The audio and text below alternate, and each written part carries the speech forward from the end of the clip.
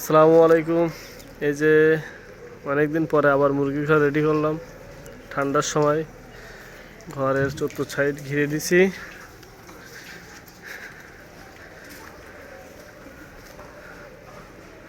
ঘরের চতুর্থ সাইড ঘিরে দিছি। বাচ্চা আসবে কালকে সকালবেলা। আর এই যে ঘরের ভিতরে একটা ঘর বানাইছি কাগজ দিয়ে, যাতে হাওয়া বাতাস না ঢুকতে পারে।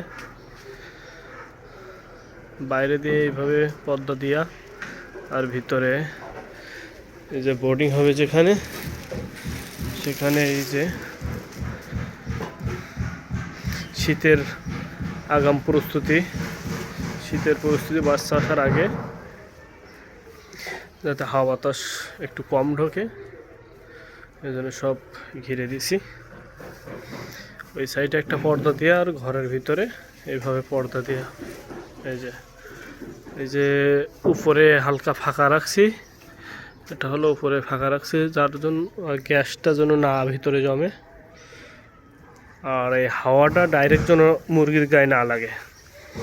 এই জন্য এই যে প্লাস্টিক দিয়ে সুন্দর করে ঘিরে দিছি। 600 বাচ্চার জন্য 2টা বোর্ডিং রেডি করছি। এই যে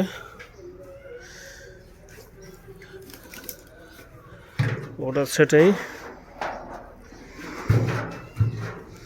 আর একটা বিষয় হলো, এটা হলো আমার টেকনিক। এই যে চাষের হাইট 3 ফুটের মতন।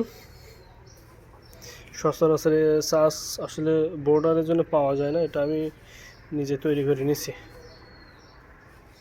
2টা একই, এটা অনেক উঁচা আর কি, যাতে হাওয়াটা ডাইরেক্ট মুরগির গায়ে না লাগে, বাতাসটা যাতে মুরগির বাচ্চার গায়ে না লাগে, এজন্য এইভাবে করছি। তো কালকে সকালবেলা বাচ্চা আসবে, আমানের বাচ্চা 600 বাচ্চা, 2টা বোর্ডারে 300 600 দেব। এই যে তুষ দিছি বালির উপরে, 200 কেজি তুষ দিছি। টোটাল ঘরে 200 কেজি তুষ, ধানের চিটা যেটা বলে ওইটা দিছি। এই যে ঘরের বাইরে দিয়ে কিন্তু একটা পর্দা দেওয়া আছে, আবার ভিতরে কাগজ দিয়ে সুন্দর করে দিছি। এটা একদম আদর্শ বোর্ডার হবে একদম, এতে কোনো সন্দেহ নাই ইনশাল্লাহ। বাকিটা আল্লাহ ভরসা। ওকে, সবাই ভালো থাকবেন।